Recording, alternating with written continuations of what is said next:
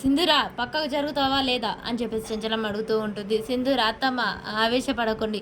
నా వ్యక్తిగత అభిప్రాయం చెప్పే అవకాశం నాకు కూడా ఉంటుంది. నేను చంటి తప్పు చేయలేదు. అది నా మనస్సాక్షికి తెలుసు. మీకు కూడా తెలుసు అత్తమ్మ. నిజ నిజాలేంటో తెలుసుకున్నాక శిక్ష వేస్తే బాగుంటుంది అని చెప్పేసి అనగానే ఇక ఎంత కోపం అంటే కేశవకి చాలా కోపం వస్తూ ఉంటుంది. అత్తమ్మ నేను చెప్పేది ఆలోచించండి అని సింధూర గట్టిగా మాట్లాడుతూ ఉంటుంది. ఆ మాటలు విన ఇక చెంచలమ్మ అయితే కుంగిపోతూ ఉంటుంది.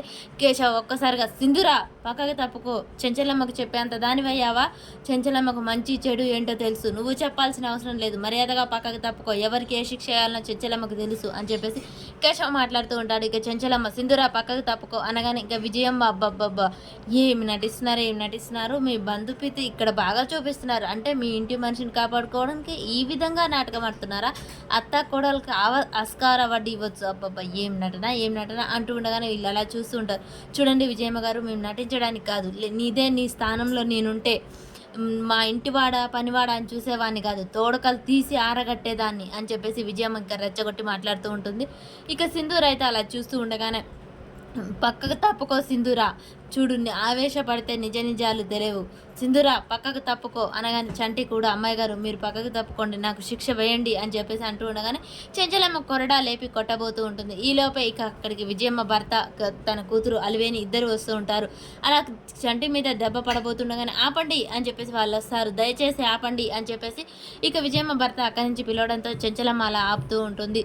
ఇక సింధూరా చంటి అందరు షాక్ అయ్యి అలా చూస్తూ ఉంటారు. ఏంటి మీరు ఇక్కడికి వచ్చారేంటి అని చెప్పేసి, మీరు తప్పు చేయని వాడికి శిక్ష వేయడానికి వీల్లేదు అని చెప్పేసి విజయమ్మ భర్త చెప్తూ ఉంటాడు. చెంచలమ్మ అలా షాక్ అయి చూస్తూ ఉంటుంది.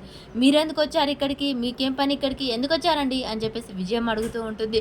ఇక అల్వేని ఉండి నిజాయితీని కాపాడుకోవాలమ్మా, ధర్మాన్ని కాపాడాలి, నోర్మి నీకేం తెలుసు అని మాట్లాడడానికి వచ్చా, తెలియంది నాకు కాదమ్మా, నీకే తెలియదు అని చెప్పగానే ఏంటి నువ్వు చెప్పేది విషయం, అల్వేని ఇంటికి వెళ్ళండి అని చెప్పగానే అమ్మ అసలు జరిగిన విషయం ఏంటో తెలియదు నీకు, ఈ దుర్మార్గుడు మంచివాడు కాదమ్మా అని చెప్పేసి అలివేని అంటుండగానే ఇక రాజుగారు తల కిందికేసి నిలబడతాడు. ఇక అలివేని జరిగిన విషయం మొత్తం చెప్తుంది. ఈ దుర్మార్గుడు నేను కాలేజీకి వెళ్ళి వచ్చే దారిలో కాపు కాశాడు, నా చేపట్టి నన్ను పాడు చేయాలని చూశాడు. సమయానికి చంటి అక్కడికి వచ్చి నా జీవితాన్ని కాపాడాడు, లేకుంటే నేను అక్కడ శవమై తేలేదనే అవమానంతో ఇప్పటికే నా జీవితం పాడైపోయి నేను శవమై తేలేదని ఇలా మీ కళ్ళ ముందు ఉండేదాన్ని కాదమ్మా, తప్పు చేసింది చంటి కాదమ్మా రాజు అని చెప్పగానే విజయం ఒక్కసారిగా ఉలిక్కిపడి షాక్ అయి చూస్తూ ఉంటుంది. ఆ మాటలు వినగానే చెంచలమ్మ కేశవ ఇంట్లో వాళ్ళందరూ అలాగే చూస్తూ ఉంటారు తప్పు చేశానని. ఇక సింధూర సంతోషపడుతూ ఉంటుంది. చంటు ఏ తప్పు చేయడు అన్న తన మనసుకు తెలిసిన నిజాన్ని తన మనసు చాలా ఆనందపడుతూ ఉంటుంది. అందరూ షాక్ అయి చూస్తూ ఉంటాడు. ఆ రాజు తలదించుకొని నిలబడతాడు. ఇలాంటి దుర్మార్గుడిని శిక్షించకుండా మంచివాడిని చంటిని శిక్షిస్తారని నేను అప్పుడే చెప్దామనుకున్నాను, కానీ చెప్పనివ్వకుండా చంటి అడ్డుపడ్డాడు. నీ పరువు ఎక్కడ పోతుందో, ఒక ఆడపిల్ల పరువు పోతుంది అని చెప్పేసి చంటి ఈ విషయాన్ని చెప్పనివ్వలేదమ్మా అని చెప్పేసి అనగానే నీ మంచి మనసుకు దండం పెడుతున్నాను బాబు అని చెప్పేసి ఇక విజయమ్మ భర్త చూస్తూ ఉంటాడు. చంటి అలా మౌనంగా నిలబడతాడు. విజయమ్మ కూడా ఇక కృంగిపోయి అలా చూస్తూ ఉంటుంది. తప్పు చేసి తొందరపడ్డానే నా కూతురు విషయంలో అని చెప్పేసి ఇక విజయమ్మ అలా చూస్తూ ఉంటుంది. ఇంత మంచి మనిషికి ఇలాంటి అవమానం జరగడానికి వీల్లేదమ్మా, చంటి తప్పు చేయలేదమ్మా, చంటి చెప్పింది నిజం, చంటి ఏ తప్పు చేయలేదు అని చెప్తూ ఇక విజయమ్మ కూతురు చెప్పగానే అందరూ అలా చూస్తూ ఉంటారు. ఇక విజయమ్మ భర్త అయితే మంచి మనసుతో నా కూతురు పరువు కాపాడాలి, ఒక ఆడపిల్ల పరువు గురించి ఆలోచించావు, నీలాంటి సంస్కారవంతునికి ఏం చేయలేను బాబు, ఒక దండం పెట్టడం తప్ప అనగానే అయ్యో మీరు పెద్దవారు నాకు దండం పెట్టడం ఏంటండి, లేదు బాబు నీ అంత సంస్కారంగా ఈ లోకంలో ఎవరు ఆలోచించరు, పరువు పోతుందని ఆలోచించావు, నువ్వు దెబ్బలు తినడానికి శిక్ష పడడానికి కూడా ఇష్టపడ్డావంటే నీ మనసు ఏంటో తెలుస్తుంది అని చెప్పేసి నా కూతురు మీదనే చేయేస్తావారా అని చెప్పి ఇక రాజుని చెయ్యి అమ్మడా కొడుతూ ఉంటాడు.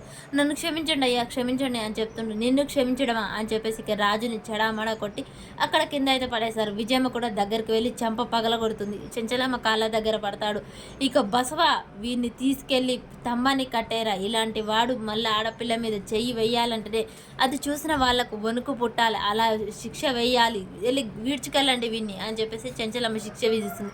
సింధూర చూడండి విజయమ్మ ఇందాక నోటికి వచ్చినట్టు మాట్లాడారు, ఇప్పటికైనా అర్థమైందా ఎవరు ఎలాంటి వారో, చంటి ఎలాంటి వాడో మా ఇంటి వాళ్ళందరికీ తెలుసు అని చెప్పగానే ఇక చెంచలమ్మ బసవాన్ని పిలిచి అతన్ని రాజుని గుంజుకెళ్ళి స్తంభానికి కట్టేయమన్నది, వీడికి వేయాల్సిన శిక్ష వేద్దాం అని చూడు, నోరు జారి మాట్లాడే ముందు ఒకసారి ఆలోచించాలి, మంచి మనసేంటి చెడు మనసులు ఎవరో గ్రహించాలి, నోటికొచ్చినట్టు వాగొద్దు అని విజయమ్మకైతే చెంచలమ్మ చెప్తూ ఉంటుంది. ఇక అలివేని భర్త ఇద్దరు చంటికి అయితే దండం పెడతారు. అలా వాళ్ళిద్దరూ వెళ్ళిపోతూ ఉంటారు. ఇక చెంచలమ్మ అయితే చంటి గొప్పతనం గురించి విజయమ్మకు చెప్తూ ఉంటుంది. విజయమ్మ తలదించుకొని చంటి వైపు మౌనంగా చూస్తూ ఇక అలా అయితే అక్కడి నుంచి వెళ్ళిపోతూ ఉంటారు వాళ్ళిద్దరూ. ఇక చంటి అలా మౌనంగా ఉంటాడు. చంటికి దెబ్బలు పడ్డందుకు చెంచలమ్మ క్షమాపణ చెప్తుందా, అసలు ఏం జరుగుతుంది?